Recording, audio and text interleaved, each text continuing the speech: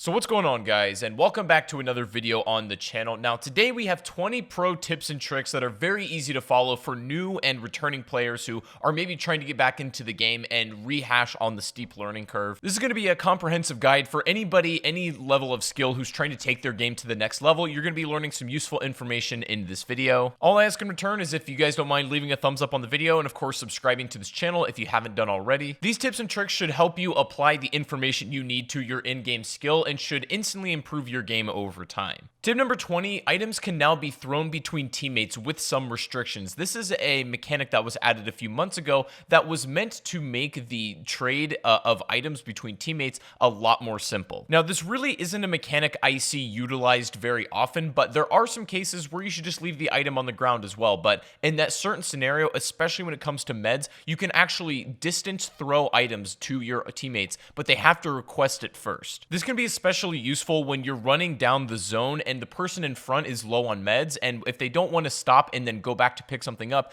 it can be thrown from behind and they can catch it up front and then use meds, so they don't have to lose any distance. Number 19, players will often cut their engines and go silent when crashing a compound. Now, this was a feature that was also added a couple months ago, giving you the ability to cut your engine while you're driving. This allows for significantly more stealthy pull-ups and honestly can take entire squads by surprise when done correctly, and most players seem to be doing this now. So if you're getting snuck up on in vehicles, you want to listen for the rolling sound of tires, which can be a little bit hard to pick up on, but with sharp ears you should be able to hear it. Keep in mind, if you do happen to get spotted while your engine is cut, you're going to have to restart it, so there is going to be a bit of time delay lag where your enemy can pretty much have a free shot on you before you're able to do much. Tip number 18, to improve your gunfighting skills, Team Deathmatch has been added to all platforms and is a fantastic mode. This is number one, a great place to try out weapons that you're maybe not super familiar with and shoot those around a bit and see how they feel, but it's also great just for condensing down the combat aspect of PUBG,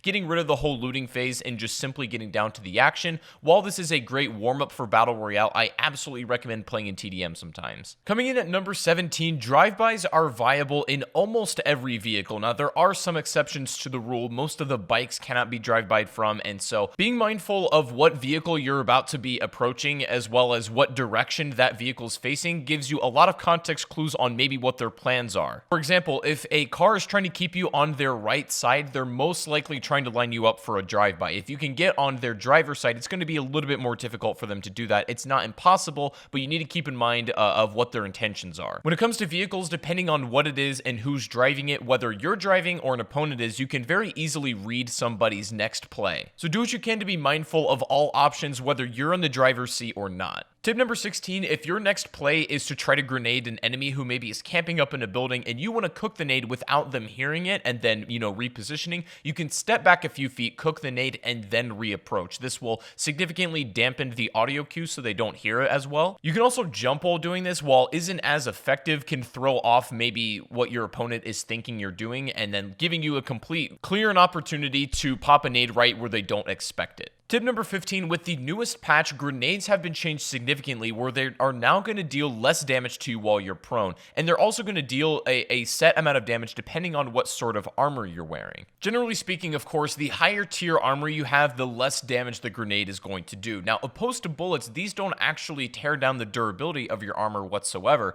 but proning out, and especially with armor, will significantly reduce the amount of damage that a grenade will put out. So proning when you know you're going to get naded is at least something to help you survive. The proning aspect I understand from a realism standpoint, but in terms of an actual game mechanic, I think it's kind of silly, so I think it's only going to potentially increase the incidence of snakes when it comes to those situations, but that's just me. But just try to be mindful as you can about the proning reducing damage as well as your armor situation. Tip number 14, B-hopping is still a very viable movement tool in this, but does leave you very vulnerable if you happen to get caught while doing it. Most of you guys know what B-hopping is. It's a movement tool that I use in my gameplay a lot, but it essentially allows you to chain jumps together and, keep your movement speed up while giving you as much mobility as possible. But the problem is, especially when you're midair, if you happen to get caught out while doing that, you're pretty much dead. So you need to use the B-hop in context. The B-hop also allows you to check behind your player while still maintaining your current forward momentum. So if you're outrunning the zone or you need to watch your back, but you have no choice but to keep moving forward, the B-hop is a great movement tool for that. But I don't generally recommend using it all the time while getting around because there is a very high chance you could be caught by surprise. Coming in today at the number 13th spot, after a recent change, Molotovs are now very effective. Their overall damage and effective range have been significantly increased to a point where now I think they're actually worth carrying around sometimes. They still weigh quite a lot in your bag and they are very heavy, so you can't carry a ton of them, but they are super useful when used in the right scenario, especially when finishing off down players who happen to be around a corner. This is arguably the best throwable item next to the frag grenade in terms of lethality. Of course, the smoke grenade is used for entirely different purposes, but it's still very good. Molotovs are definitely worth taking now, and especially after all these improvements have changed drastically. Coming today at the number 12 spot, the right peek mechanic has been slightly altered now. If you've been watching a lot of tips and tricks videos in the past, or even especially on this channel, I've told you guys since day one, right peeking is basically always the way to go. The main advantage to this was it exposes way less of your body, and while that still is true to some degree, they have reworked the right peek where it is a little bit more balanced with the left peek now, and there is a slight edge you get, but not nearly as dramatic. Sometimes I even think not peeking at all is the way to go. Coming in at the number 11 spot, melee weapons can now be thrown for those players who weren't aware of this, and this is only useful in certain contexts, especially in the early game, but it allows you to hold more than one pan now, maybe one for back coverage and then one if for whatever reason you need to throw it, or you can take two and give one to a teammate. So instead of just picking up one pan and treating it as armor, you can now almost treat them as a commodity and share them amongst your friends. This does go for all melee weapons as well, but the pan is arguably the most effective. You can't throw it as far as the other melee weapons, but it not only deals the most damage, but is the only one that will actually provide you armor, of course. Tip number 10, swimming has been buffed a little bit and is more on par with how the original PUBG days of swimming used to be. Now, you can swim a little bit faster than you used to be able to, and you can hold your breath for much longer. The reason this is important is because swimming is now a viable option for getting around now. It used to not be at all. Swimming was dead for a very long time. It made you super vulnerable, and it just really wasn't that smart of an option to take for the most part, but now that's changed a little bit. Swimming is much better than it used to be, so just remember to keep that in mind. Tip number 9, the main counterplay item for vehicles is the spike strips that were recently added, and these are absolutely incredible for holding down choke points where you think a lot of vehicles are going to be driving. As soon as an enemy car hits those spike strips head on, all of the tires will pop, leaving them completely vulnerable out in the open. Now, the only problem with spike strips is they need to be laid horizontally if you have more than one, because they don't really have a huge radius of what they can cover. Now, while spike strips will work on every vehicle, it's very crucial to know that spike strips will do absolutely nothing to the BRDM, the flare gun airdrop vehicle. This means while your BRDM is in shape, you are invulnerable to bullets, and you can also not be spike stripped and have your tires popped, which is a super nice feature. Coming in today at the number 8 spot, Peeker's Advantage is still something that I guess you can take advantage of if you're aware of it. Now, this is essentially the mechanic that is included in every FPS game where the peeker, or the person being the aggressor in most scenarios, is going to have a couple frames of advantage where you can see your opponent a little bit quicker than they can see you. That's Peeker's Advantage boiled down to its simplest form. The way it happens is very complicated and is too complex for this video, but just as long as you know this, you generally want to be the aggressor if you don't want to be a victim of Peeker's Advantage. That segues really nicely into tip number 7, which is the speed you move with SMGs, especially around corners, can very much throw off your enemy. Now, this is something that I've been able to catch a lot of people off guard by doing. When you're in a gunfight, you can use an SMG because your ADS speed is going to be a little bit faster. Your movement is going to be way more fluid than if you had, let's say, an assault rifle, and the speed at which you come flying around the corner, even if they're waiting for you, coming around with a speed they're not expecting, even if they're holding the angle as they should, can be just enough to throw them off for you to take the gunfight. This is especially useful when hip firing an SMG around a corner. It is almost impossible to track you. Coming today at the number 6 spot, vests are still going to provide a significant amount of aim punch when they break. Now, what this means is that sometimes it's better to swap down to the lower tier vest if you know your vest is going to break. Even if it's like a level 3, sometimes I recommend dropping down to a level 1, because the last thing you want to have happen